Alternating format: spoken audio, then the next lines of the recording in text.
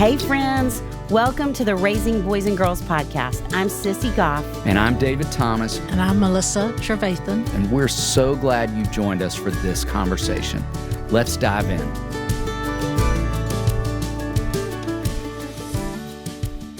Jim Burns is the founder of Homeward. He speaks to thousands of people around the world each year and has authored and co-authored more than 60 books. His podcast, Homeward with Jim Burns, can be found on all major platforms. Jim writes and speaks on the values of Homeward, which are strong marriages, confident parents, empowered kids, and healthy leaders. Some of his most popular books are Teaching Your Children Healthy Sexuality, God Made Your Body, How God Makes Babies, Doing Life with Your Adult Children, Keep Your Mouth Shut, and The Welcome Mat Out, Confident Parenting, and Creating an Intimate Marriage. Jim and his wife, Kathy, live in Southern California and have 3 grown daughters, 3 sons-in-law, and 4 grandchildren. Erin Mashaw has a bachelor's degree in psychology and a master's in counseling from Liberty University. She has been married to Reese for 22 years, and they have 4 fantastic kids. Erin is the parent engagement director at North Point Community Church and a content creator for North Point Orange Lighthouse Family Retreats and Homeward. She spent the last 19 years in marriage and family ministry because she loves finding creative ways to support families. While she doesn't really like pets and hates almost all sports, Erin loves Jesus and her family. She tolerates the family dog, Albie. And you all stay for this entire episode because it is a hard topic, but one that is so important, and they offer such rich wisdom through the entire conversation. So, Jim and Erin, it is so fun to get to sit down with you all and have a conversation with the two of you. And Jim, we have long admired your work and have quoted it ourselves, heard it quoted to us so many times over the years, and are just really grateful for the work you have been doing. Erin, it's been so fun to partner with you over the years through North Point and getting to come down and record different things and do podcasts and all kinds of things. I feel like we've had lots of meeting points over the years, and just grateful for your heart and voice and the work you're doing too. It's just so fun to get to talk with y'all. Well, we would love for you each to talk about how you found your way to the work you're doing today. Sure, I'll start. Well, I feel like with a background in family ministry, I've just kind of fell in love with the idea a few years ago that the church is really at its best when it's partnering with parents to help parents equip and disciple their kids and build a foundation of faith. And so in part of my training for that, I would go to conferences, and I actually heard Jim at a conference doing a breakout on teaching your kids a healthy view of sexuality. And this came on the heels of one of my own kids years ago stumbling onto pornography at a very young age. And the timing of that breakout couldn't have been better. Just hearing Jim talk about just how we as parents can really protect and guide our kids in really healthy ways. And I'm sure you guys are familiar. He's written several books on the topic, but it just was so helpful to me in my parenting journey. And I feel like as our kids are getting older and as culture is changing, it just feels like one of the most important conversations that we can have. You know, it's amazing that she said that, because I didn't know. We've never had that conversation. We've worked closely for, a year and a half. We never have had the conversation that she was in a seminar. So that makes me nervous, because the reason I got to know her was I was doing 5 or 6 sessions for North Point on video, and I had to send the script in. And the day before I was going to fly from Orange County, California, where I live, to Atlanta, I get edited notes, and nobody had ever edited my scripts before for a teleprompter, right? And so I panicked, because I thought, oh my gosh, I've got to read these and I've got plenty to do. You know how the last day before you go on a trip or whatever. So I said I actually wrote her friend, Steve, and said, I'm not sure I can get through all these edits, because there's a lot of edits. So that night I read them and went, wait, every edit is better than what I would say. And I thought it was maybe Steve who wrote it. And I said, well, if you or whoever, I want to meet that person, because it's amazing. And so I told her when I met her, it probably sounded weird, but I said, you kind of changed my life because of the way you reworded some of the wording. She was so sensitive to this very important subject on sex and sexuality, which I've been talking about all of my adult life. It was accidental. I was a youth pastor, and they would say, can you give the sex talk, right? Not just at church, but, in conferences and things. And I just saw it as so key. I remember a time when my friend Doug Fields, who's a youth ministry guru, he was in my youth group actually, and then he was an intern for me. And we were saying, wouldn't it be interesting if the parents who are dropping the kids off, and we're talking about this subject, if we could help the parents too? And he said, well, you're going to help the parents by writing good material for kids that is healthy with a biblical view, but not creepy. He said, if you're going to write on this subject, just don't be creepy. And it was prophetic. Good advice. So good. I've read a lot of books on sexuality, and some of it's kind of creepy. Well, we are here to confirm you hit the mark. This book is not creepy, and it's incredibly helpful. And let's talk about that book. So, A Student's Guide to Sexual Integrity, God's Plan for Sex in Your Body. Jim, you've said this may be the most important book that you've written, and would love for you to talk about why and even what you both hope kids and parents get from reading it. Yeah, right. Well, one of the reasons why I feel that way is because when you're talking about sex and sexuality, it's always in question. I don't think the church has done a great job. I don't know that I did a great job. I spoke in the True Love Waits campaigns, and, I sat, all over the country. I've done this. And yet I felt like within the purity code, and Erin and I have had a lot of conversation about this, that within the purity, season, that we talked too much. And I hope I didn't, because I never got put with that group, but, the shame and the blame and the guilt, as if that was trying to change kids' minds. And I felt, no, what if kids just heard that, what, God created your body. God sees it as very good. In the context of marriage, he sees, sexuality as beautiful. And, their parents weren't saying it. In fact, just last time I was at WindShape, which is out in Atlanta, and Erin and Reese, her husband, were at an event that I spoke at not too long ago. But I asked, how many of you to parents? I said, how many of you received good, positive, healthy sex education from your parents? And one person raised their hand, and it was the worship leader and no one else. And so what that said to me was, kids need a new approach. And, I've been writing for a long time on sexuality, but my last book was in 2008, and the culture has changed. The world has changed. And I kept saying to my wife, somebody needs to write something new. What is going on here? I tried to pull my book because I felt it was out of date, the 2008, version. And finally, my wife said, no, you need to do this. And I said, well, I wouldn't do it without a woman helping me.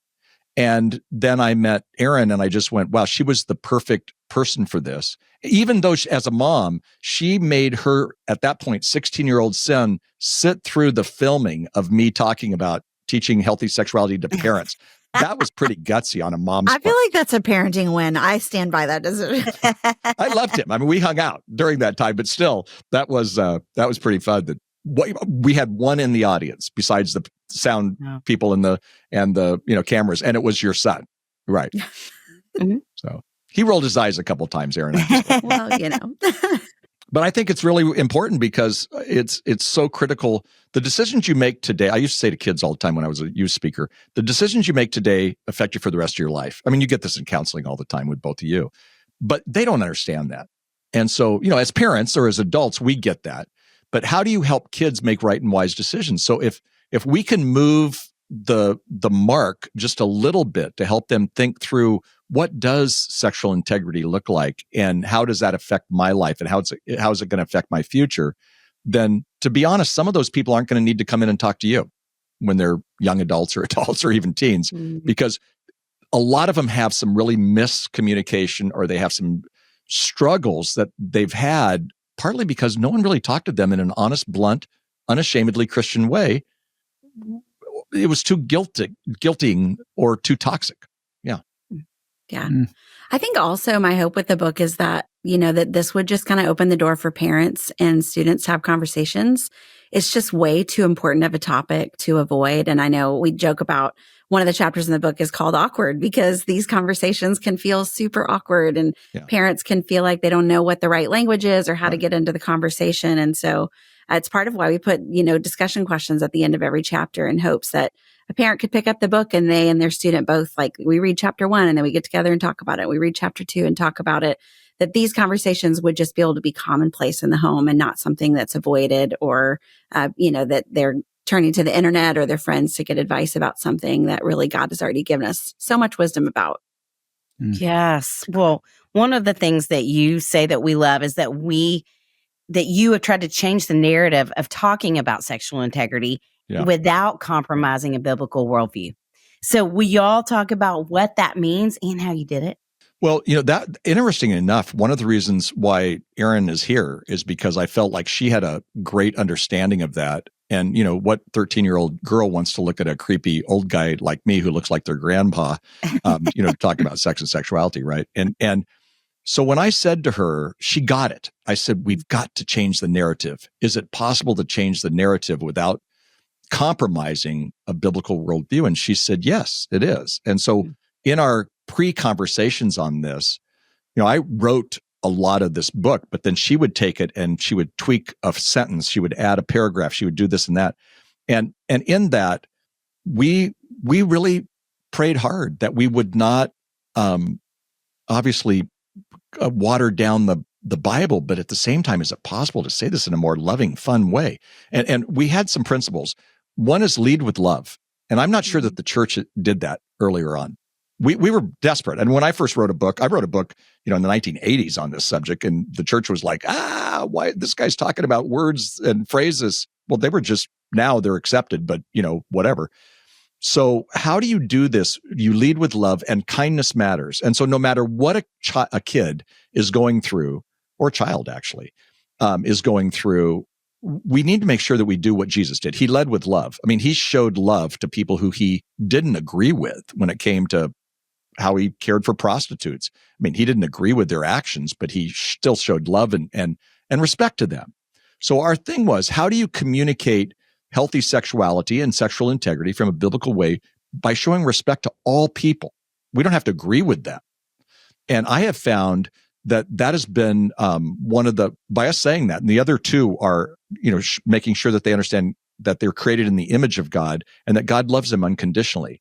And that, I've in another book I wrote one time, I had a section on grace, and I used to get parents, their critique would be, you said that you could be forgiven if you had a sin in your life. We don't want our kids to hear that. And I would kind of go, well, you've had sin in your life. I've had sin in my life. Why don't we say that? But they were so afraid. But Paul said it really well. He said, should I go on sinning? Should I keep on sinning? By no means. And he said that because grace abounds. And I think what we wanted to do was talk about a philosophy that's complicated, that they're getting all kinds of mixed messages with, but how do you do it with grace and mercy and all these biblical components? So it could be controversial, but the point being, just lay it out there with love, and people have we've gotten some great responses already from it. And now a quick break to hear from one of our incredible sponsors who make the podcast available. Sissy, it's a new year and it's time to set some routines. I'm going to get better sleep.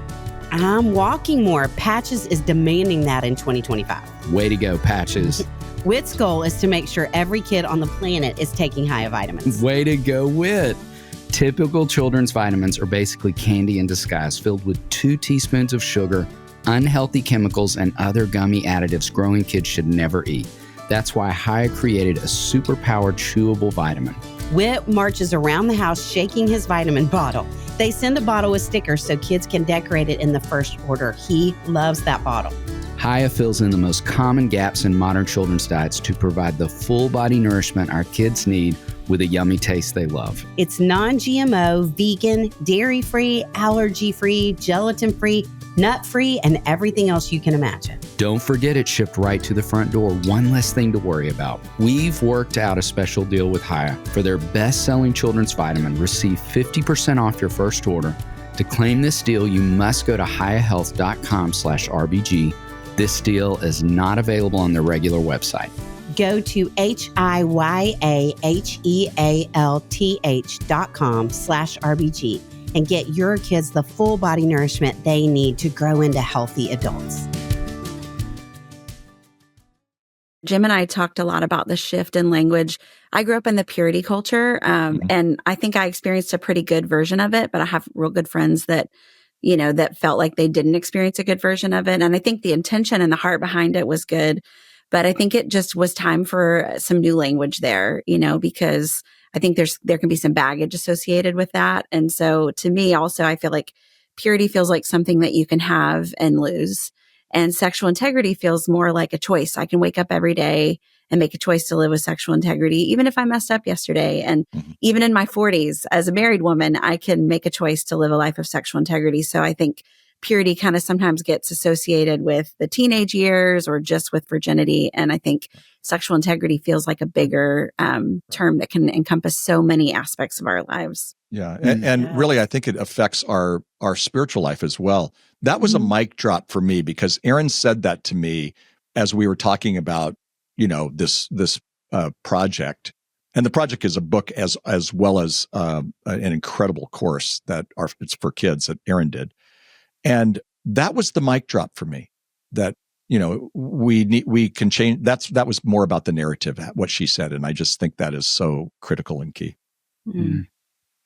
Well, building on that, you all talk about, in a really great way, laying a foundation on theology of healthy sexuality. So first, will you just talk about the words theology and sexuality as going together and even give an example of that? Right. Well, the theology is a study of God and just that simple. And sexuality is our sexuality, but it's more than just doing it, or it's more than just talking about, some of the latest, greatest, things on gender and whatnot. Sexuality is our body, how we respect our body and how we respect others and we respect their bodies and things like that. So when you mix the two, I feel that a lot of people miss this in their youth groups, or parents miss this because they don't have a theology of healthy sexuality either. And the Bible really does speak a lot about sexuality, but the only thing that they hear is don't do it, because it's dirty, rotten, horrible. Save that dirty, rotten, horrible thing until you're married, right? And so, and if you didn't, then you're a mess. And, that's, I don't know that that's motivating. So when you say God created your body, God created your body. And when God created male and female, it was very good. And sure, he has guardrails, and we talk about those guardrails with adultery and with sexual immorality and things like that. But he has guardrails for that because he wants the best for you. So make it in a positive way rather than in a negative way. But then when you're developing this theology of healthy sexuality, we have 4 points that say, honor God with your body. That's right out of the Bible, 1 Corinthians 6:20. Renew your mind for good. I always say to kids, we said it in the book, that the most powerful sex organ isn't your private parts, it's your mind. And we have to help them rethink that.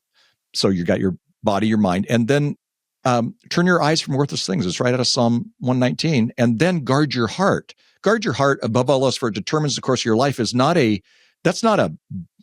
just about sexuality. We tend to use it for that. But it's a beautiful thing. I mean, I need to learn to guard my heart with how I handle money, with how I handle others, with how I handle relationships, what I do at work, with what I put into my mind, so many things. But that's a theology of healthy sexuality. So we want the kids to run this through a grid of what the Bible does say. And so they've got a foundation, as opposed to just white knuckling it. Kathy and I met in college, and we got married 1 week after college, which I don't suggest for most people. And we white knuckled that because by that time we weren't involved in the purity culture. We were involved in wanting to be sexually pure going into a marriage and have integrity. But we white knuckled it because that was the only way we had. We didn't have we had the Bible, but we didn't know what the foundation was on it. And so now that we can give that to kids, I love that we can give them this foundation, and now they can make a decision based on the master designer as opposed to what the culture's shouting at them or what the latest, TikTok or X, video is saying. Yeah. Great. What would you all say are your biggest concerns in today's culture around sexuality? And what encouragement would you give to kids and parents about that? Mm-hmm. Yeah. I feel like kids today, and I know we've all talked about this collectively, like that they are exposed to so many things that they're not developmentally ready for, Yes. and with the advancements in technology and other things, my fear is that this generation is just getting desensitized to sexuality, to pornography, to even just like intimacy in relationships at such a young age. And so I think that just feels like it's just such a big area of our lives. I think it was the Apostle Paul that talked about how, sexual sin is the only kind of sin that we commit against our own selves, and how, and I'm sure in your counseling office, you've talked with teenagers who have regrets in that area. And so I just think parents are kind of at a loss for what to do and how to navigate it. And I think students are, and there's no shortage of voices in culture to tell them what they should do and think and wear and act. And I just think that it's so important for us to be able to point them back to what God says is true about them, and to give them opportunities to be able to discuss with parents and have conversations in the home. Because I know with my own kids, I want the conversations we have to be the thing that everything else gets measured against. So I don't want to be late to the party in these conversations. I want to feel like I'm kind of setting the tone in the beginning. And then as they encounter other things, then we can measure that against kind of what we talked about to begin with versus trying to play catch up. But I just think I feel like pornography, it's like they carry it around in their pockets, it's just so accessible that I think they're just really desensitized to what's happening. Yes. So good. She's so right. And the culture is shouting things at us. And we always tend, as Christians, we tend to make the culture horrible, bad. Part of it is because they're desperate, because the parents aren't doing it. So, there's some studies out right now that say that if there's a much greater chance of kids making good, healthy, moral decisions about sexuality if they have conversations with their parents. Mm-hmm. And so the voice is loud and the voice is constant. But Erin gave me a great illustration, and we use it in the course. We don't have it in the in the book because it came after. But and I'm going to say it, and I'll probably kill it compared to what she would do it with. But we have a master designer, and so if you went to a art museum and you saw this masterpiece, we can talk about what the master designer thinks and what they were doing and all this. But the fact is, if the master designer was there, we could ask the master designer of that art piece, why did you paint it this way? And they would tell us. Kathy and I this summer went to see the Last Supper, not the Olympic Last Summer, but the one actually in Milan. And I wish Leonardo da Vinci was hanging out with me, because he could have. Had all these questions about that. Man, I thought it was a painting on a little canvas, and it's this whole fresco thing on the whole wall. And I had so many questions for him. Why is this disciple leaning this way and that? Well, the Bible actually gives us a lot of great insight. So are we going to listen to the voice of culture, which changes, by the way, or are we going to listen to the master designer? That's what we want kids to think about. And that's why I say it's so important. And why I say it's probably a more spiritual book than some of the books I've written without being preachy. Because again, we want them to not just let the culture give them this information. I mean, some of their friends change their mind every 2 weeks. So the master designer has a plan for it. And we at least think he should get, that voice should be heard. Yeah. Okay, undoubtedly there are parents listening right now who have a complicated sexual history themselves and feel ill-equipped to even step into conversations or approach these topics. What encouragement would you offer those parents? Yeah. You guys are such counselors. That's a great phrase, a complicated sexual history. Instead of just like, somebody in youth ministry goes, some parents blew it or whatever, so you did that so well. It's the most often asked question. This is going to be interesting. A lot of people don't know this, but when we do seminars, Homeward does more parenting seminars in the U.S. than anybody. And so we're out there all the time doing this, not just me, but others. And it's the most often asked question. They'll come up. They won't say it usually when we have hands raised and they want to talk, but they'll pull us aside and they'll say, I have a complicated sexual history. They don't say it that articulate, David. But, and I always say, you know what? You don't have to tell your kids all the war stories, but I think a positive way is to say, one of the reasons I have such passion for this is because I didn't always live by this. I didn't even know this. And so my passion comes from wanting to give you less baggage as you get into marriage and as you get into this and that. And they'll have to decide what happens, because if their kids are teens, it's quite possible they're going to say, well, what did you do? Or what did you and dad do? Or, those kind of things. And again, you don't have to tell every story. But I don't think I think the authenticity of saying, this is something that I struggled with. And I'm so glad that we can have this conversation. To me, that's really a healthy view of that. Doesn't mean that kids are going to go out and go try it because mom and dad were sexually promiscuous or whatever it might be. I think it's hard for them because when they come with a complicated sexual history, the grid that they're having to teach their kids or even go through Erin and my book or our course, the grid that they're doing it, they're also making it a personal grid. So they're learning things about, stuff that maybe they have some regrets on. And so they may have to do some work on it, to be honest. They may need to come and see you too. But the point being is I think it's authentic. I don't think you lie to them. I just think you be authentic. I've been in panels where people have asked and one person, a therapist said, I think you lie. You just don't tell them that. And I said, love you, but I disagree with you. I think you say more what I just said. So I think teaching sexuality comes out of our authenticity, our life, and whatever it is, we bring it back. I mean, it teaches them. If somebody had a complicated sexual history, it teaches your kids about grace. It teaches your kids about new life. It teaches your kids about so many things that are more than just sexuality. Wow, mom and dad made it. They have courage. They have boldness. They leaned into this stuff. They actually believe this forgiveness stuff. So, use it for good. I think also it just, even from my own experience, it really is an opportunity to strengthen your relationship.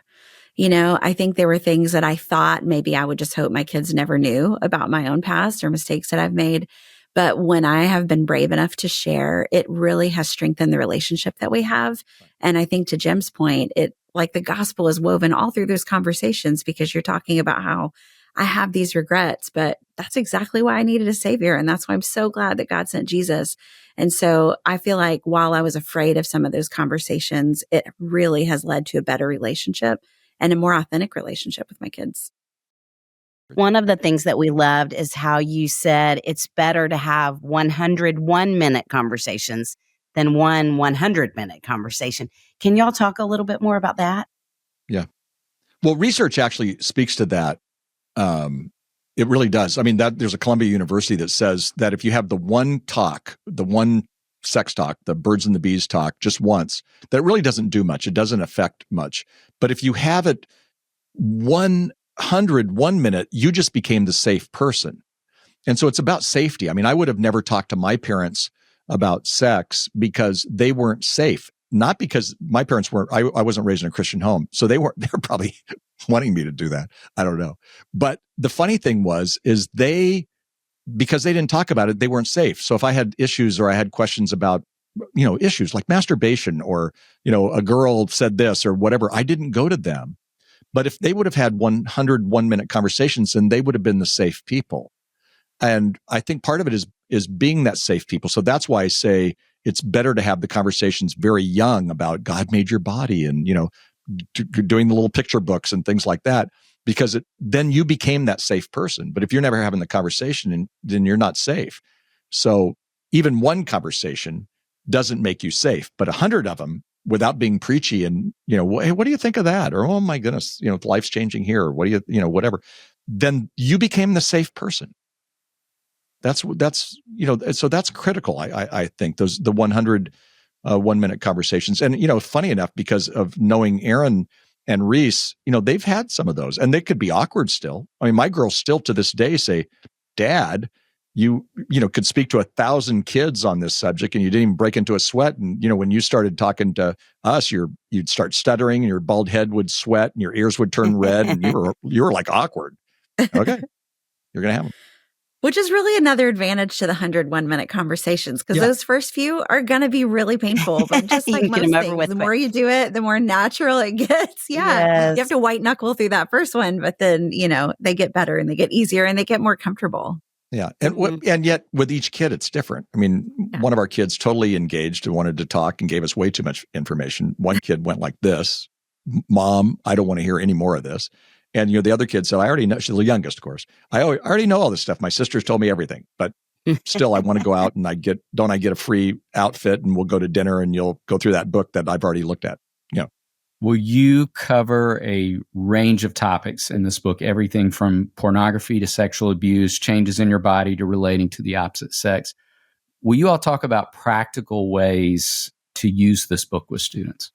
Yeah, I think, like one of the ideas we talked about earlier was, for a parent to pick up the book, maybe get a copy for your student and a copy for yourself and just go through it chapter by chapter. Like, hey, we're going to read this, book. And then on Friday, we're going to get ice cream and talk about what we thought about it. I think one of the great things about a book like this is that the book can be the enemy, in the sense of like, as a parent and a kid, we can read it and like, well, I like that part or I didn't like that part.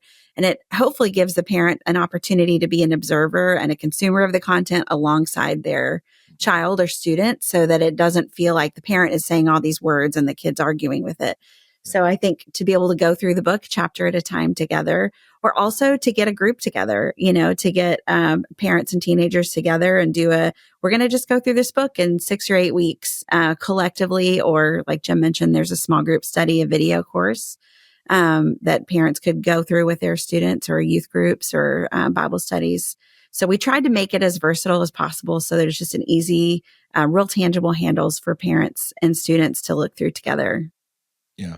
And don't underestimate what Erin said about we can be the bad guys, or what do you think these people, what do you think about what they said about this? Yeah. And now you're having dialogue, but you don't have to have that personal face-to-face need dialogue about what the parent said. You can say, do you think they're right? Or do you think they're wrong? Yeah. And that's a really good way of doing that communication stuff. But know that the book is there as a resource. But a lot of the good conversations between parents and their kids happen when they're watching a television show and they click pause and say, hey, what do you think about that? That was in that book. What do you think about what they're saying? Because they were watching something that might be going against her. What are the kids saying at school about this or whatever? And now you're creating dialogue. It's back to the 1-minute conversations. So yeah, the course is awesome too. So there's a book, but there's also the course. Erin did it. She led it. It's her face. My face is not on it. My face isn't in the book. But she did a great job of having, cool and groovy. You can tell I'm dating myself by using cool and groovy. Cool and groovy types who are presenting a message in a really cool way. And they're like 10 minutes, on. So any student they're used to, small in length, and then there's more discussion questions. So lots of room for discussion on it. Everything she does is amazing. So we would know that it would be fantastic for sure. Yeah. Well, Jim, we don't want to miss an opportunity to ask you about another book that we love of yours, which is Doing Life with Your Adult Children and Finding Joy in the Empty Nest. We have a lot of parents who talk to us about that book, friends of ours specifically. What are 2 to 3 challenges you would give parents in that season of life? Yeah. Well, for me and Kathy, and then our experience with our friend group was it came as a surprise. We hadn't prepared for the empty nest, or we hadn't prepared for our kids becoming adults. And even when our kids were 18 and they said, but I'm an adult, we're going, yeah, but we're paying for your cell phone. We're paying for your insurance still. And we're paying for college. What do you mean you're an adult? You're not acting like an adult, right? So we didn't have the tools to work through that. And actually, what I would say is a parent has to understand that they have to reinvent the relationship. The adult child, and I put that in quotes because they're still kind of emerging adults, but the adult child has never been an adult, so they don't know what to do. And we've never parented an adult, but we actually have to reinvent the relationship. And I love the subtitle that says, keep your mouth shut and the welcome mat out. Yes. We have to learn to keep our mouth shut because unsolicited advice is taken as criticism. You see with some of the people who are coming into your practice, so many who, 27% of families in America today have one estranged person in the family. And a lot of times it's the adult child has estranged from them. So it's pretty deep stuff. And so we need tools. We don't have the tools to do that. That's why we need people like you to get the good and wise counsel. They need resources like, Doing Life with Your Adult Children or The Empty Nest, when we did the Empty Nest, 2 different books, but when I wrote the Empty Nest, it was during COVID, and I did 21 focus groups. And somebody who was helping me with the focus groups, kind of listening in, said in 20 of the 21 focus groups, somebody cried. And they cried because they'd lost their identity. So like Kathy, my wife, she was the sun, and the planets, the 3 daughters were the planets. And in our house, I'm the other planet revolving around the sun. And all of a sudden she didn't have that need. They weren't revolving anymore.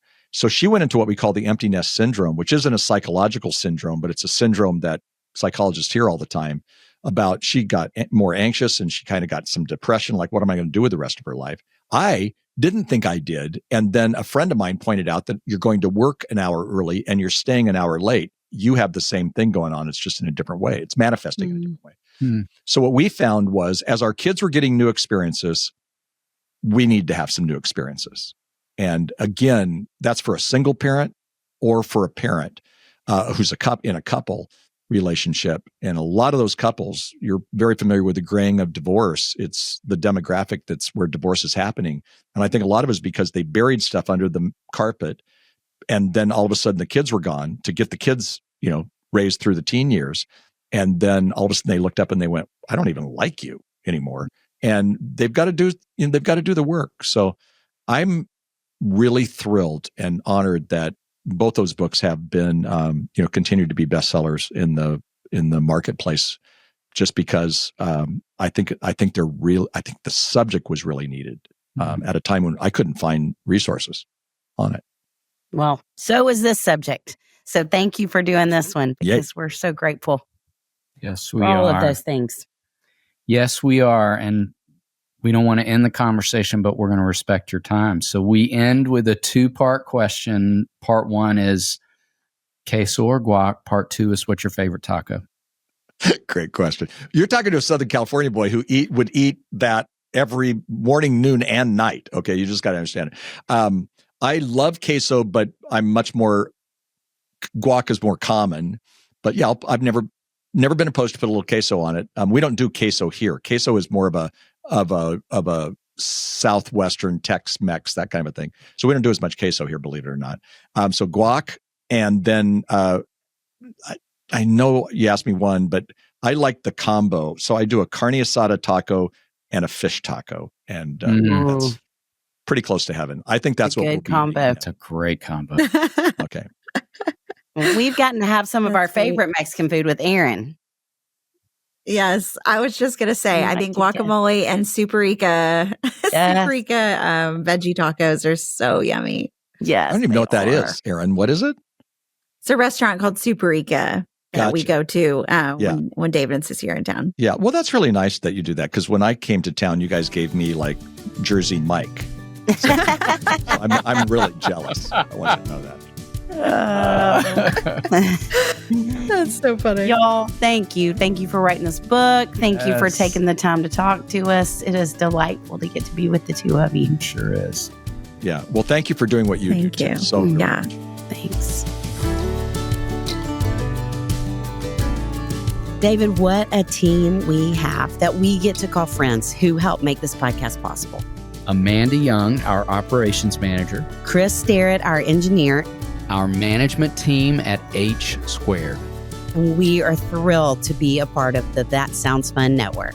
Our music was created by the insanely talented Dave Haywood of Lady A.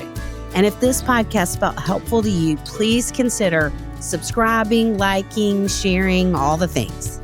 We are grateful for you and cheering you on always.